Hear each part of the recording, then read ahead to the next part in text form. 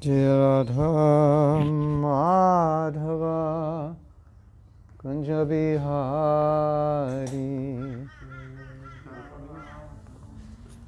Madhava Kunja Bihari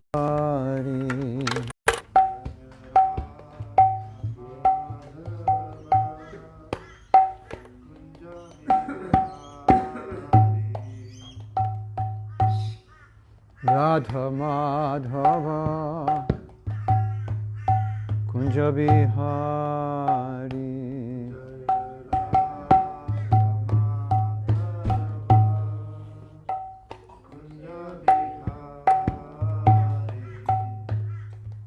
Gopi Jana Vallabha Girivara Hari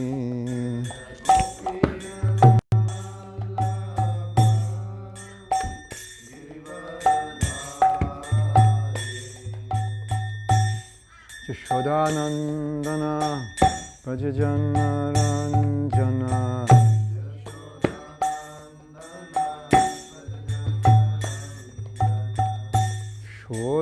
Shodhanandana Vrajajana Ranjana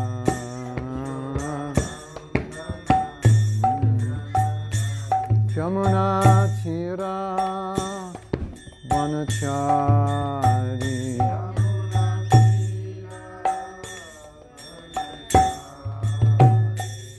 Jamuna Tira Vanachari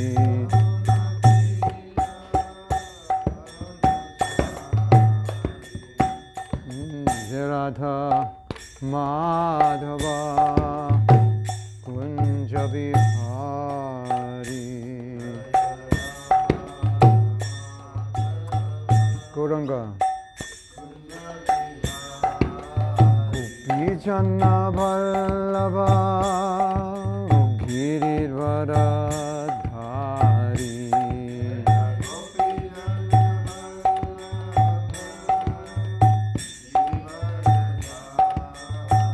Gopi Jana Vallabha Girirvara Dhari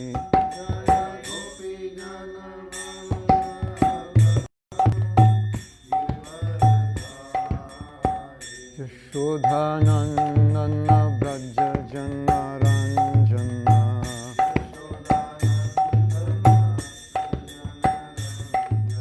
Yashodhanandana Vrajajana Ranjana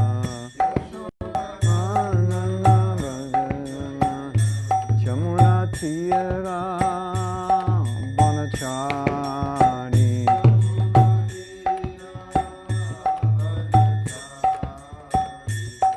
Jamuna Tira Vanachari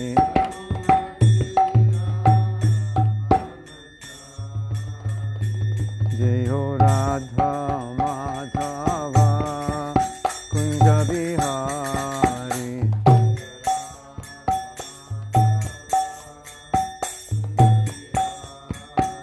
Jai Radha Madhava Kunja Bihari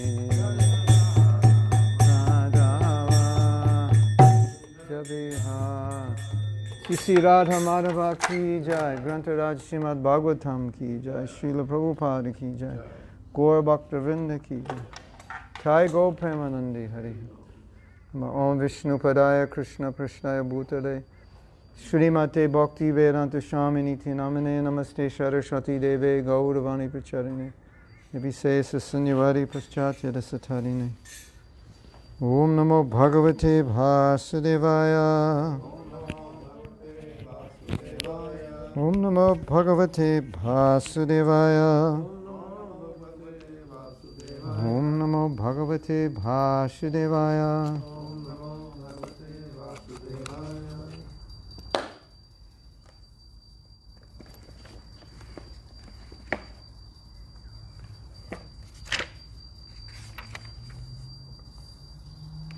We're in text 5, chapter 18, first canto.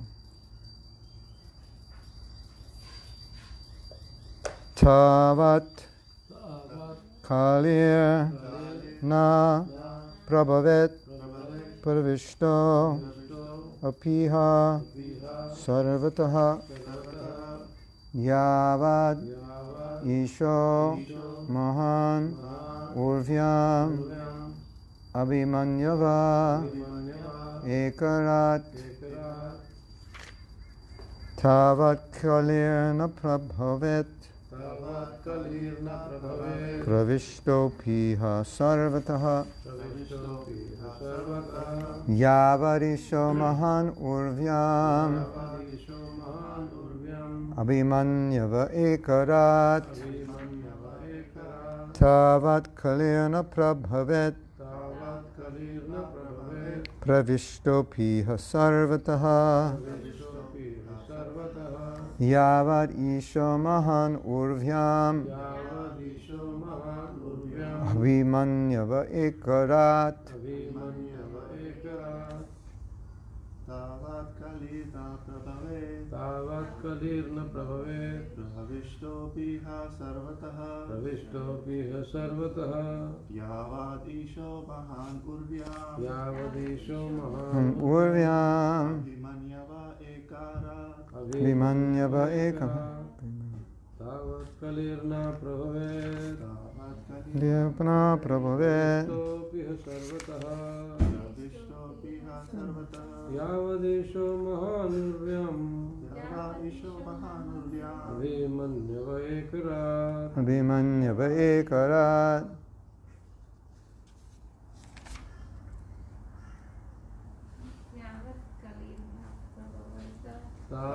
kalirna prabhavet pravishto piha sarvataha isho mahan urvyam abhimanyava ekarat. Word meanings. Tavat, so long. Kalihi, the personality of Kali. Na, cannot. Prabhavet, flourish. Pravishtaha, entered in. Api, even though. Iha, here. Sarvataha, everywhere. Yavat, as long as. Ishaha, the Lord. Mahan, great. Urvyam, powerful. Abhimanyavaha, the son of Abhimanyu. Ekarat, the one emperor. As long as the great powerful son of Abhimanyu remains the emperor of the world, there is no chance that the personality of Kali will flourish. Purport. As we have already explained, the personality of Kali had entered the jurisdiction of this earth long ago, and he was looking for an opportunity to spread his influence all over the world, but he could not do so satisfactorily due to the presence of Maharaj Parikshit. That is the way of good government. The disturbing elements, like the personality of Kali, will always try to extend their nefarious activities. But it is the duty of the able state to check them by all means. Although Maharaj Parikshit allotted places for the personality of Kali, at the same time he gave no chance for the citizens to be swayed by the personality of Kali.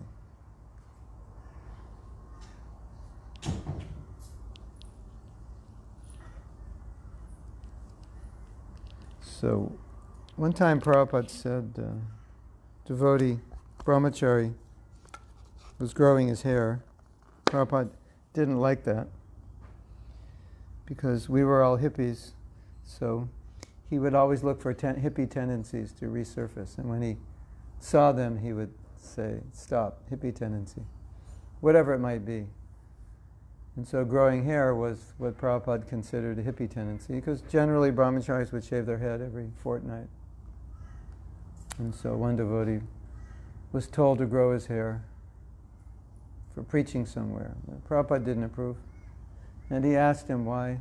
So the devotee said, well, they said it would be good if I grow my hair to preach in such and such a place. And Prabhupada said, hippie seeds, you are being what did he say? They were being something, I forget the word, but influenced by Kali, attacked by Kali, or degraded by Kali. I can't remember the word, some word like that. Under the influence of Kali. So, the degrading influences that affect us, Prabhupada would see as influences of Kali working on us. And what's so interesting, and I don't fully understand, because I don't have experience of such a powerful person like Parikshit Maharaj, where the king is so powerful and his government is so powerful that persons like Kali cannot find any place to commit their sins or to influence people. There's nowhere in the whole entire planet where they can exist. So he told them, well, you can exist where the four sinful activities are being broken. And then Kali said, well, in your kingdom, they're not being broken. He said, well, go where they hoard gold. And wherever they hoard gold, then they'll break the other principles. But because of the piety of the king, then the king would ensure that the citizens are dharmic. That's his duty. And so because the citizens are dharmic, pretty much the influence of Kali is being held off. So it was after Parikshit Maharaj left that Kali could have his power. So in other words, when there's a king who is not powerful, then Kali can create havoc, which of course we see today. To understand practically the power of these kings is a bit difficult, because you read in Shastra how sometimes these great Maharathis would fight thousands of soldiers single-handedly. So how do we understand that? It's like that means thousands of arrows are being shot within a matter of seconds. So we don't have experience of it, but at least the principle is there that the king is so powerful and the government is so well organized that there's no criminal can exist. They'll be caught, they'll be chastised, they'll be dealt with. Just as Kali was chastised when he was injuring a cow. The Parikshit Maharaj said, in my kingdom, this is not allowed. You will be killed. And he said, have mercy, don't kill me.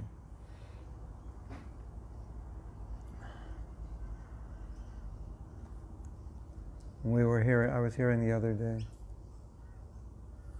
one devotee from Mauritius, who was a disciple of Prabhupada, was describing Prabhupada's visit to Mauritius. And when Prabhupada went there, I think the only industry at that time must have been sugar. There were no other industries. So when Prabhupada was there, because of the lack of industry, interestingly, he said, you could make this country Krishna conscious, or you could set up some kind of varnashram system because of the lack of industry. And then the devotee said to Prabhupada, what about other countries of the world? And they gave some example, European country, and he said, no, it's not possible, it's industrialized. It's too late, you can't. So, our vision for making the world Krishna conscious is a bit conditional.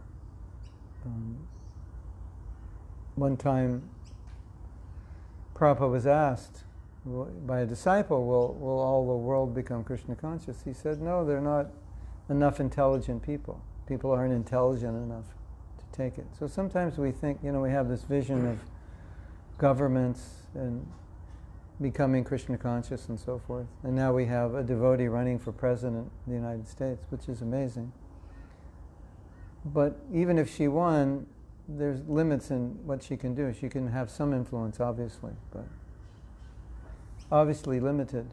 So when Prabhupada was asked these questions, it wasn't like, oh yeah, it's just the whole world's going to shift. I mean, in some cases, you might gather that, but through some conversations you might gather that there will be huge changes.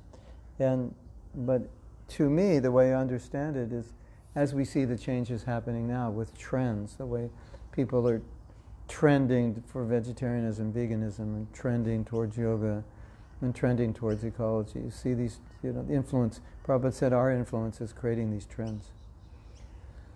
So that's more subtle, like we go out in Harinam and then we come home and we say, what happened? And you say, nothing. Did you sell any books? 3. Did anybody chant with you? No. Did anybody pay attention to you? No, except for a few drunk people. So you think, okay, nothing happened. But the atmosphere is being purified. And it is affecting people on some level. And we don't see it. So it's subtle. So the activities of preaching are subtly affecting the atmosphere, and then therefore you see changes in the world. And Prabhupada said, if you are going to have a Krishna conscious government, the first thing is you have to make all the people Krishna conscious, because they're going to vote. So how will you get a Krishna conscious leader unless the people are somewhat Krishna conscious? So the idea of massive change in the world, of course anything can happen by Krishna's grace. Prabhupada sometimes would indicate that our movement has the power to change the world, change consciousness. But specifically taking over governments and like that, it was Prabhupada's desire. But when asked about it, oftentimes he said that for various reasons it wouldn't happen. Maybe he just looked at us and said, no way. We can't say. He called us monkey soldiers, so maybe it's possible, but not with us. And then, when Prabhupada was asked how far Lord Chaitanya's prediction will take place, every town and village, he said, well, it depends on you. When Prabhupada was in Fiji also, similar thing. This could be a Krishna conscious country. But he never said it would be, he said it could be.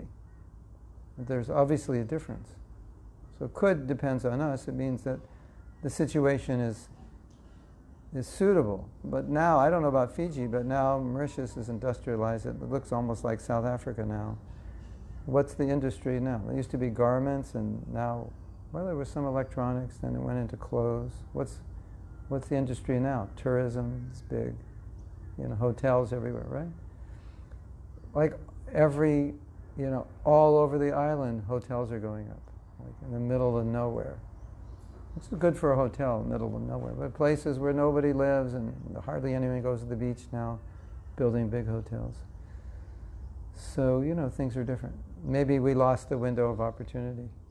We weren't able to do it.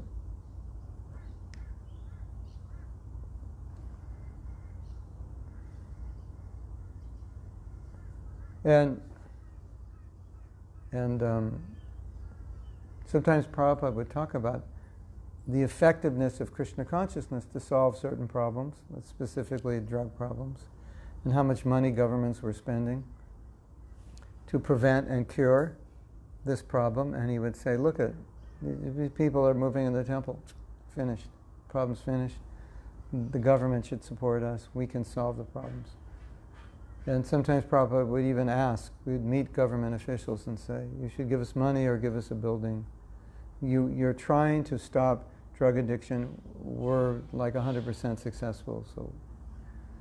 So Prabhupada, he would show that we have solutions, but we've never been in a position to have that much power to show these solutions. And now we're going through a phase of our movement where we even have problems within our movement, which we are supposedly able to solve for people outside, and so that creates a whole new level of questioning and difficulty for ourselves. That we're supposed to be the solution and be the ones who can change the world, and many of the problems that we need to change, they're even existing within our own lives and the lives of other devotees. So when the devotees wanted to start a political party, and Prabhupada was excited about it, and they started their party, and they wore suit and tie and tilak, and they asked Prabhupada, they said, well, what's our political platform?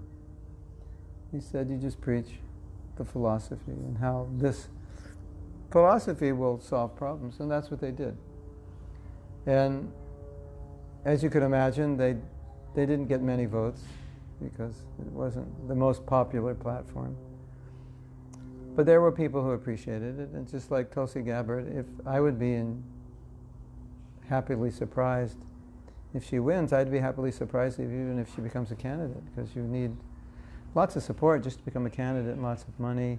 And, politics is all about who they think will not make the best president, but who will win the election. That's what it's about. So the Democratic Party will have to decide who they think can beat Trump, if the Republicans even allow Trump to run. But when the political party lost, then the devotees kind of felt defeated. And Prabhupada said, no, this was a success. It's because we were able to reach so many people with Krishna consciousness that we could never reach before. So Prabhupada didn't see it.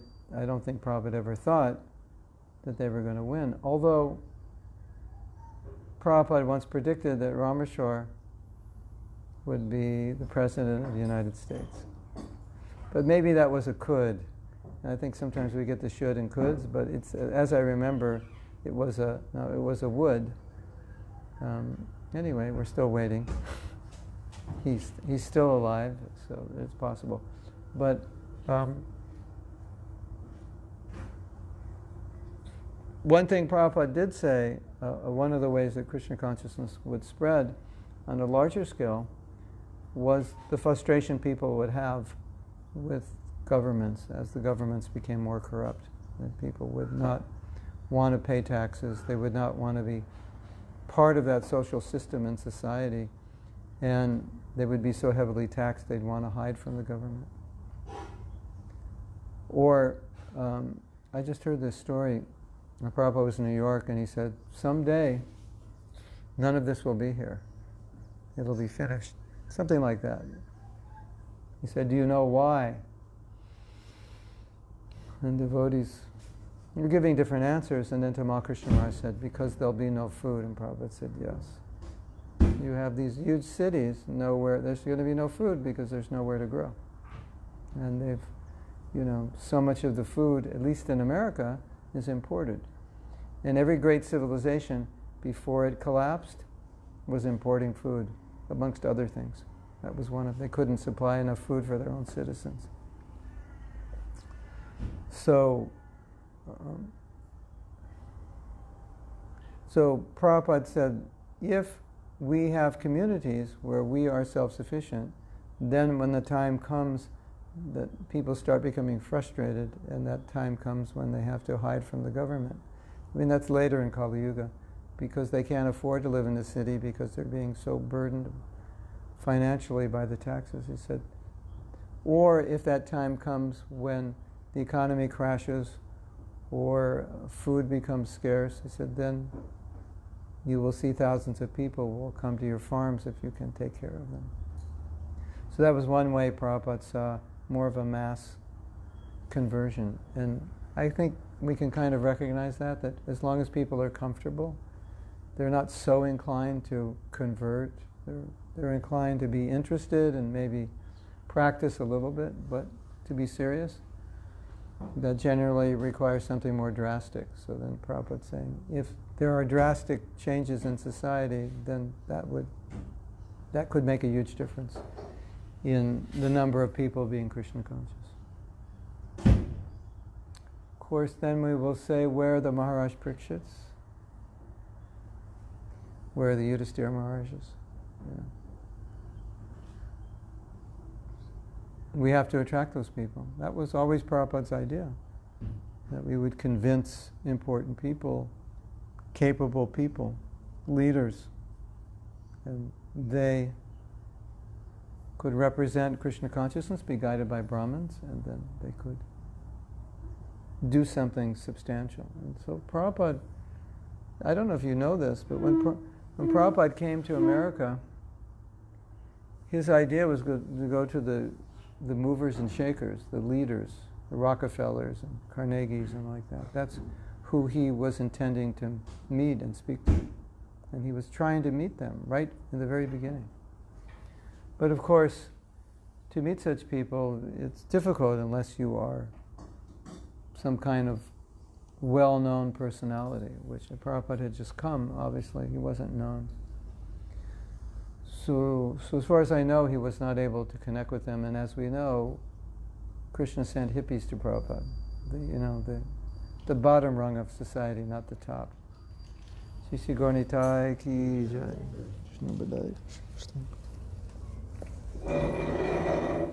But at least we should understand that Prabhupada was shooting for the top and shooting for people who can influence society to become Krishna conscious. And he said, and history tells us, that unless leaders become Krishna conscious, it's very difficult to make any major change in society. So that was Prabhupada's vision. I think that was Bhakti Tirtha Swami's vision. Some of his disciples, they have that vision. It's something to consider. That any opportunities we have to meet or influence people in positions of leadership that have influence over lots of people, we should take advantage of it. Because if an influential person supports Krishna consciousness, then millions of people, or hundreds of millions of people, will become favorable or even take it up at some point. So, that's all I have to say. You have any comments or questions? So, in some countries, voting is compulsory, and in this country, you have to vote? Yeah. Yeah. So let's say you vote for the Green Party, and they make some really horrible decisions. Let's say they vote to go to war with some country. Yeah. Then would you get that done as a result of voting Yeah. in power? Yeah. You also get karma for not voting, right? You'll pay a fine or get arrested.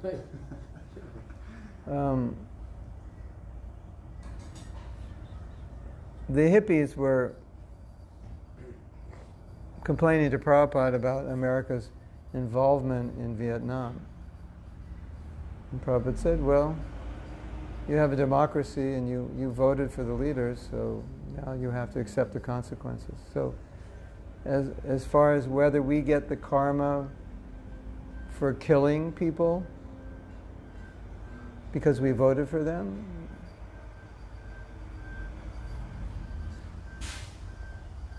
something, you voted for them and, your son is drafted and goes off to war and loses a leg or is killed.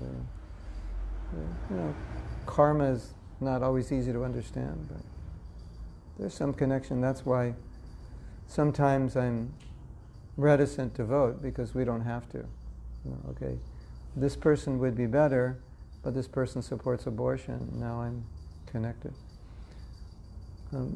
There were times in America where we felt that the president did have influence, sufficient influence that it could affect our preaching in terms of our ability to distribute books in public places and on government property, public monuments and so forth. And so in that case, it was valuable. That was the highest principle. It was valuable to vote for those people because it would allow us to distribute hundreds of thousands of more books. And so that seems reasonable. So it's, I think different devotees will have different opinions. Sometimes we'll see the value of one leader, but of course they're meat eaters. And they support abortion.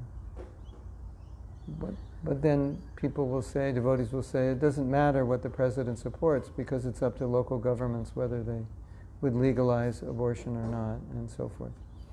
But one thing Prabhupada said in purport in CC was that if political leaders take prasadam, it will change, they'll become purified, and it will change situation. So then Prabhupada concluded and said, we will not vote for any leader unless they take prasadam.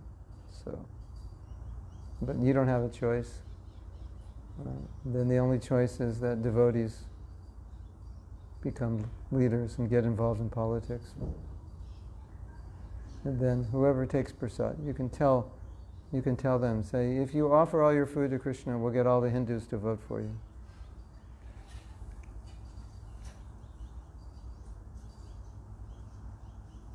Yes.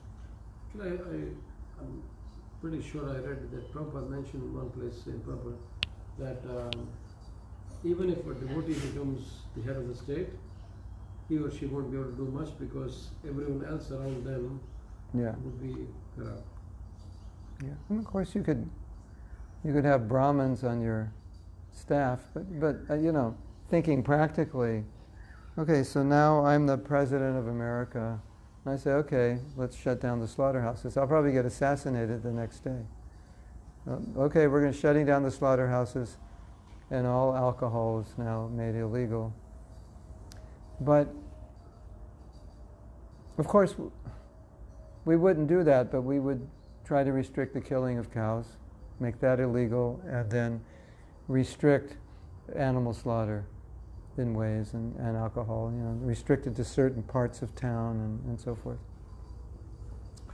So what about the meat industry? What about the cigarette industry? What about the alcohol industry? What about the taxes the government gets from that? These are, how will people react to that? So even if you have a staff of Brahmins, it would require a lot of education. And that's why Prabhupada said it really wouldn't work, or you really wouldn't even get voted unless, at least you wouldn't get voted on the platform of bhakti unless everyone was a devotee. Maybe Tulsi Gabbard will win, or maybe she'll become vice president, or maybe she'll run again in 10 years. But she's not really running on the platform of bhakti, per se. That would only work if people are devotees. So, there's what we can conclude from this, that there's two levels. If you can influence influential people that have a lot of influence on people in general, then the real revolution is going to take place with the mass of people changing. And Prabhupada said they would demand Krishna conscious leaders. So you can get leaders who would influence people in a Krishna conscious way, and then continue our preaching to the masses, and then allow material nature, or the material world, to degrade things to such a level that people start waking up a bit. And we have to be more, people don't know what we are teaching, so we have to be more prominent in society. We have to become more in the public eye as experts in some aspect of spiritual life. There's a lot of spiritual teachers that have some partial truth that are very influential. They have thousands or millions of followers.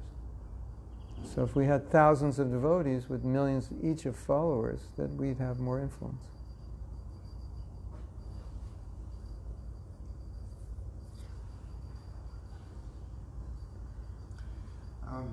Given that we have such rich philosophy, why is it that, like for example, Mormons, why are they growing at 10 times faster than we are? And they don't even come close to. Well, how many regulative principles do they ask people to follow? Maybe one. Don't drink. Meat eating and illicit sex, no problem. Yeah, intoxication, they restrict. But the other ones, well, no illicit sex, but in marriage, there's no restriction. So it's easier to follow, there's less commitment. And like India, Krishna consciousness is popular. In America, Christianity is popular. I mean, if this were some Baptist church, you'd have a big congregation. But you're preaching a new religion, so you have to convert people. they convert a little bit, but there's already lots of Mormons, and they're already Christians, so it's like, it's like kind of like getting a Shiva Bhakta to become a Krishna Bhakta.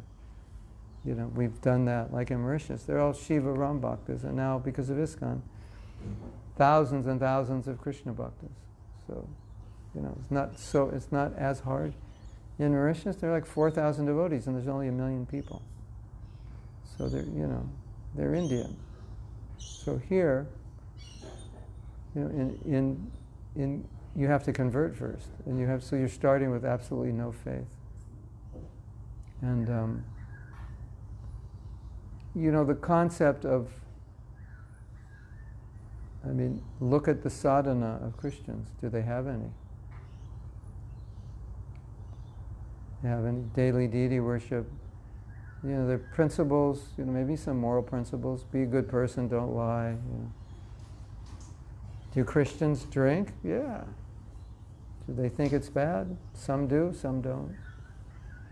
Do they restrain themselves in married life sexually? No, they don't see any reason to. God gave them that gift. So, look at the problems look at the difficulties we have in restraining ourselves. We have to, we're much more strict. Do they have to chant 16 rounds? No. Do they have to chant any rounds? No.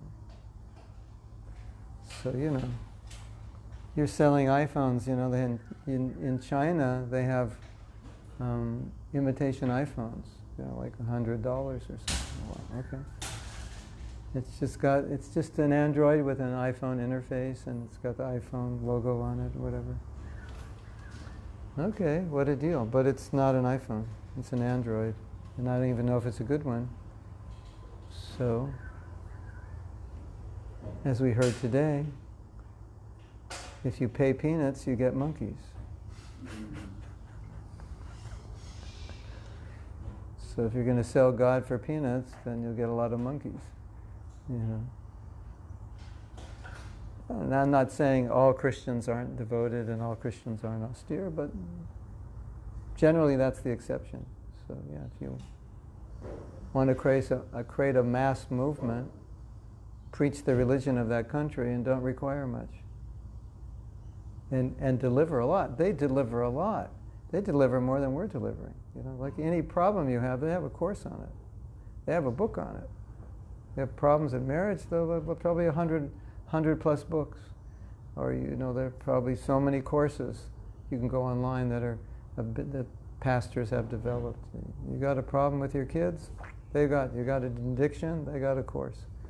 So they're giving people a lot. And look at how are they doing it? There's one church, I was told.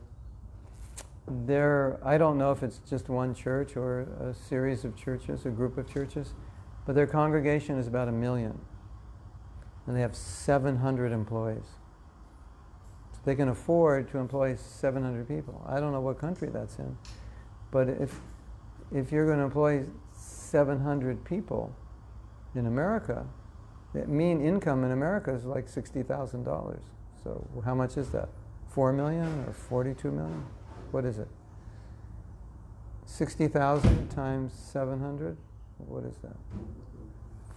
4 million or 42 million? 42 million. Yeah, so they can afford to pay $42 million a year. Maybe they're paying less. Anyway, whatever. 30 million. They can afford that.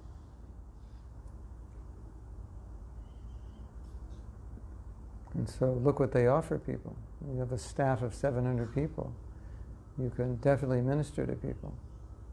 And you can build churches all over, wherever you need them, Next one. They're all being funded by these huge congregations. So we're in a different ballgame. And that's why we see India so successful. India, 150 temples. Shooting up everywhere. And Indian temples pay people. There's so many people that are being paid there because they have huge congregations. They can afford it. They can't run these big projects just with volunteers. So, our work is grassroots, converting people one by one, building faith, creating strategies to broaden our,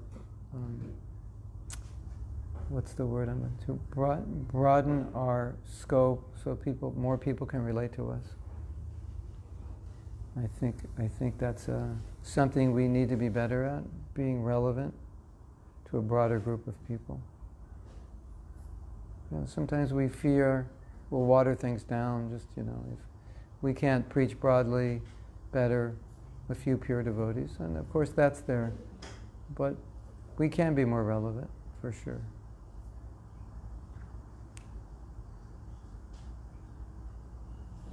And we have to be intelligent, we have to be strategic, and we have to be inspired and determined and dedicated, and then we can do something. Even when Prabhupada was here, the movement was expanding. It wasn't that we were any competition for the Christian church across the street. We were still just a bunch of young people. 20, a good temple had 20 devotees. That was a nice temple, 25. And the church across had a congregation of 10,000, and we had 25. And that was like, we were doing good. But I think we can say that our influence in purifying people and purifying that city was much greater than the thousands of congregation of people whose lives were not a whole lot different than the lives of non-Christians. Of course, that's an issue for us also, that if we're training people to be Krishna conscious, are the people we training, are they living differently than other people who are not spiritual? So that, that's obviously a challenge for any religious organization. But another answer to the question is, we have to look at ourselves. We have to look in the mirror. Why isn't Krishna consciousness spreading enough? Then we have to look to ourselves. What am I doing? So that's the best answer. Just go to the mirror and ask yourself, what are you doing? Right? About 10 years ago I was looking at what's myself and another devotee, Pancharatna Prabhu, we were looking at what's going on online. And so we went to this, I think it was the Kabbalah. It was a Kabbalah site or a Jewish site. And everything you want to know about the Kabbalah was explained there and done really well, and intelligent questions were being asked, and they were answering intelligent. It was very appealing to intelligent people and logically minded people, because not everybody knows what the Kabbalah is. And in looking at this site, it seemed that there were probably around 20, 25 people working full time to develop this site, to develop the content on the site, because it was such good content. And the person who was presenting it obviously just wasn't, okay, why don't you do it?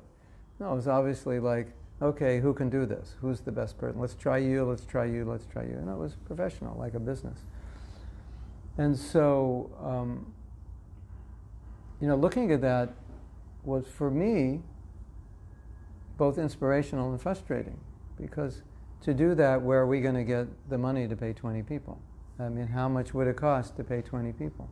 And that website, it's not bringing in any money. They're not selling anything on it. Everything was free. They're trying to propagate there. So, that's another disadvantage. We don't have big congregations with resources.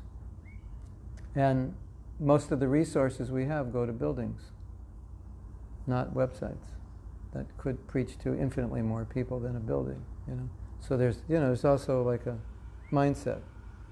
We were having a meeting with the Ministry of Education, and we wanted to build a university kind of, structure to educate people, and build something like this Kabbalah website. And we're saying, okay, where's the money? And the conclusion was, all the money goes into bricks. It doesn't go into education. It's a mindset. So I think Christian churches, it goes into bricks, but it also goes into they go into education. That's part of it. So these are things to consider. Could we put up a site that could reach millions of people and convert people to become bhaktas and support them in their bhakti? We could, but it's going to take manpower, money, strategy, intelligent, good preachers, and so forth. And the fact that we haven't done that in an age of internet, where obviously internet is the most powerful way to reach the greatest number of people, and we haven't done it, I'll just say it's interesting. I think we're trying. Some devotees are trying, and some devotees have done it privately and succeeded. So, but you sitting in your room could potentially be reaching tens of millions of people every year, sitting in your house. You don't even have to go out of your house, and you could reach tens of millions of people. That's amazing. How many can you reach in your city? There are not even 10 million people in your city. So, these are things to consider. And how we're going to do it.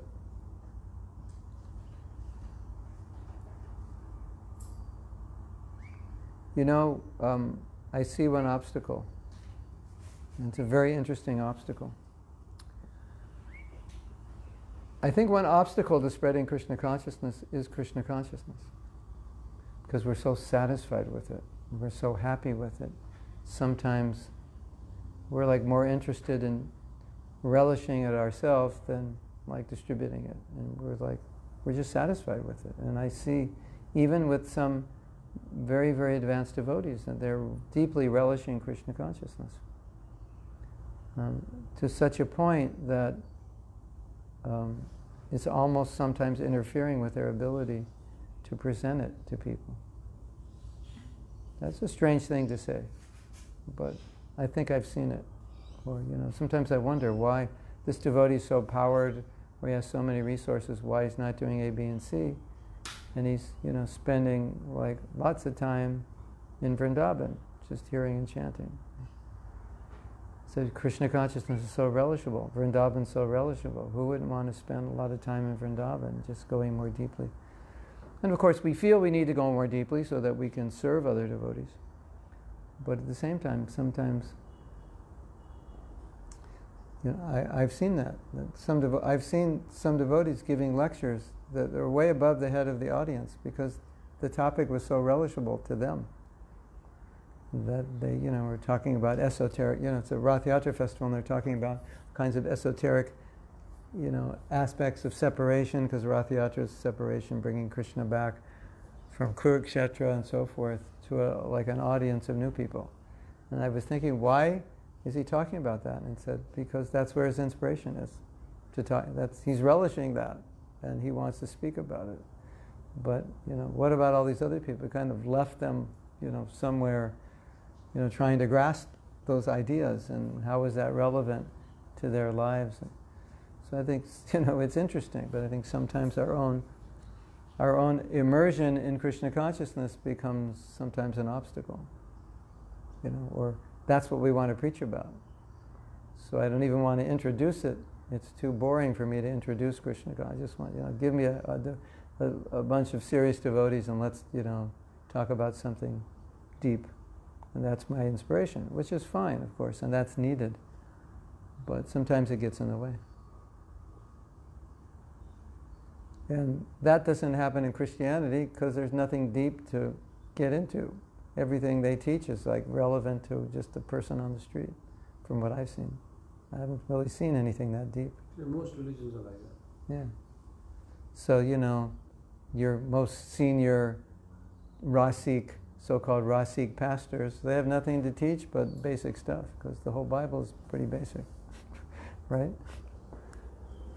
And also, I think another thing, they're very concerned that people are going to hell forever and burning in fire, and they only have one life to get these people. So they're pretty fired up about getting them, because they feel if we don't get them now, then that's it. We don't feel that way. Excuse me, sir, can you take a book? No, get out of here. And then we think, oh, maybe in your next life you'll have another chance. They think, no, this guy's going to hell forever. We have to get Christ into his life. So there's a sense of urgency. And some scholars have said that this idea of one life going to hell forever was never expounded by Jesus, but it came later as a marketing tactic for conversion, and also a marketing tactic to get people to be serious, because they saw the congregation wasn't serious because Jesus didn't teach one life. So they thought, I have another life, I'll take it, take it in my own time. And you see that in Hinduism. People are creating good karma, and they're thinking, oh, I'm creating good karma, so I'll have a good life in my next life. They know, I've given so much in charity in this life, I'm going to be wealthy in my next life. I've given charity to poor people for food. I'm going to have all the food I need. I've given charity to universities. I'm going to have education. I'm going to have money and facility flowing in because I'm pious. And they know that, and it's in Shastra. So like, okay, what's the problem? Take birth again. Or maybe I'll even go to a higher planet. But the Christians are, no, you're going to hell. And they all believe that, 100%, 101% they believe. Everyone's going to hell forever, although it makes no sense. So, Christianity is I don't know, I think it's an anomaly. The spreading of Christianity is an anomaly because the very idea of God loves you and you can go to hell if you don't believe in Him makes 108% no sense at all. And you've got the whole countries flocking to church to listen to something that makes absolutely no sense. So I think but also we can say the spreading of Christianity is very, aligned with Kali Yuga and people not having much of a philosophical brain or much capacity to really understand spirituality, because all those people who are listening to that are eating meat, and so that deadens your capacity to understand philosophy, spiritual philosophy. So God is compassionate, God loves you, and God's going to send you to hell because you don't go to this church, and you're going to burn forever. Okay, that makes sense. It makes absolutely no sense. There's nothing about it that makes sense. And people are like, yeah, that's what Christianity is, and they're up on the pulpit, and these guys have PhDs in theology, and there's some part of their brain doesn't work. So it attracts other people whose brains don't work. And that's why so many people whose brains work, or work a little, are completely fed up with religion, because that stuff doesn't make sense. And the people who teach it don't even follow. Half of them don't even follow it. Another article, pastor so-and-so cheating on his wife, this pastor molesting a young girl or young boy. It's like, where is it going to end? So, Prabhupada wasn't impressed by their success. He was always like, well, what do they have? They have numbers and buildings, but what do they actually have? And our goal is not numbers and buildings also. Our goal is something substantial. Then, once you have substantial, then numbers and buildings are good. Certainly, we want numbers and buildings, but we want substance first. Prabhupada said, and I don't know if this is going to happen, he said, but if we preach vigorously, Christianity cannot exist, because it'll be exposed. We don't even have to expose it. We just have to preach, and it'll be self-exposed. So he said if we preach vigorously, but we haven't preached as vigorously as we were when he said that, because he said if you continue to preach vigorously, it would have already, Prabhupada said, he predicted it would be like 20 years or 50 years. It would already have happened, but it's not happening. But we understand the potential is there. The potential. In other words, if we have stronger influence on society, there's a potential that Christianity would fail, that people would give it up, because we would actually be explaining what is religion and what is God and what is real spirituality. And once they would see that, they'd say, oh, this Christianity, this is ridiculous. Isn't that interesting? So Krishna consciousness has that potential. And that's what Prabhupada said when he came to Mauritius. He said it could be the first Christian. We have the potential. We could do it. We have Varnashram Dharma. We can do it. We can change the world. It's got the potential. But whether we do it, the internet is like, it's the way to preach. And what do we have on it for new people? Scour the internet and find how many online classes we have for a person off the street. And of those online classes, are they really resonating? Are they really attractive to the average person? I can't say, I don't know. I'm just saying. You would have to, it might be a little bit of a challenge to find it.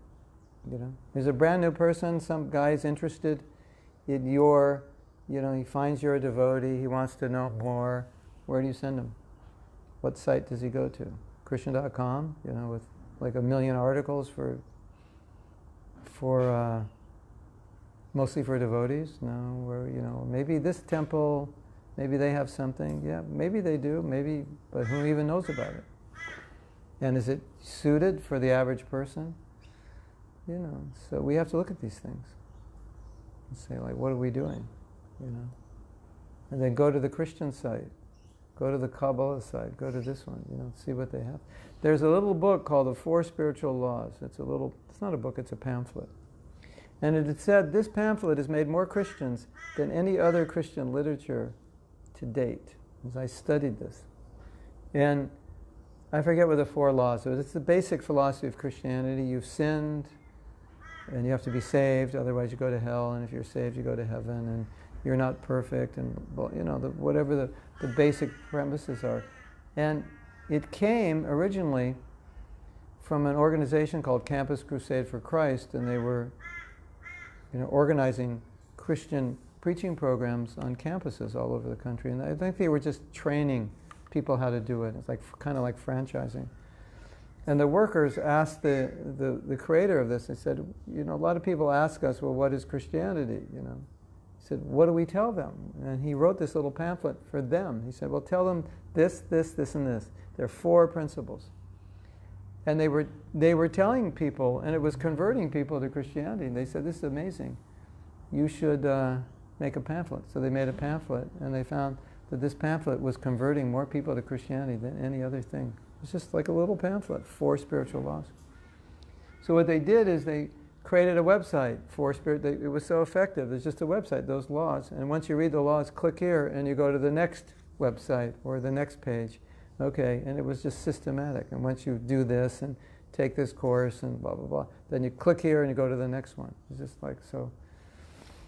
Do we have anything like that? I don't think so. Okay, you have 4 things to tell somebody. What is Krishna consciousness? What are those 4 things? That's going to convert them. That's going to change their lives. That's going to shock them. That would be good if we had 4 things, wouldn't it? Something like that. And a website with that. And so you could tell your friend, just go to this website. And then, they open the website, there's a video of the devotees explaining something, and, the right devotee, the right explanation. It's like, wow, this is the perfect thing for new people, right? And then, then you have, you want to learn to meditate, and what is karma, and how to develop a spiritual lifestyle, how to control your anger, how do you control your mind, all these things that people are interested in. It's just like, wow. And then there's a little video, and then there's an online course if they want to go further, and then there's articles, and then if you have questions, you can write someone. You need a mentor, go here. Right? Then maybe we could be talking about bigger conversions. So that may be one reason we're not as successful, because they have that. They have big congregations, their pastors are, PhDs, and that's what the pastors do. They're teachers full time. They don't run their churches. They have other people run it. They're teachers. They're funded teachers with staffs. Wow.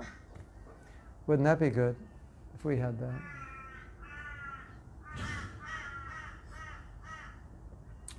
And we have the ultimate sight. And then you're like, oh, now we have the ultimate sight. So now I feel confident. Anyone I meet, I just say, go to this site, see what you think. Go to his Facebook page, see what you think. Wouldn't that be nice? Every book distributor is like, I could send, even if they don't take a book, I'll send them to this site. Here, take this app. Here, download this app right now. And if you want the book, it's on the app. You can read it for free. You know? Wouldn't that be fantastic? Yeah? You're distributing books, right? I don't have any money. All right. Here's an app. Or, why not? Okay, here. You know, one devotee said to me, he said, what do you think the future of book distribution is? Do you think there's going to be a point where hardbound books no longer exist? And then how do we understand Prabhupada's emphasis on book distribution? It's going to take another form, a digital form or whatever form it takes. So here's a little book. Okay, you know, oh, now it's on my phone or whatever. You know, so anyway, I'll stop here. I mean, I'm not the only one who thinks this way. A lot of devotees think this way, but we're all very busy, and resources are, you know, scarce because we have so many projects. But these are things to think about. Okay? We can stop, or you have something else? Okay. Thank you very much. Srila Prabhupada ki jai. Go Premanandi. Hari Hari Bol. His Grace Mahatma Prabhu ki.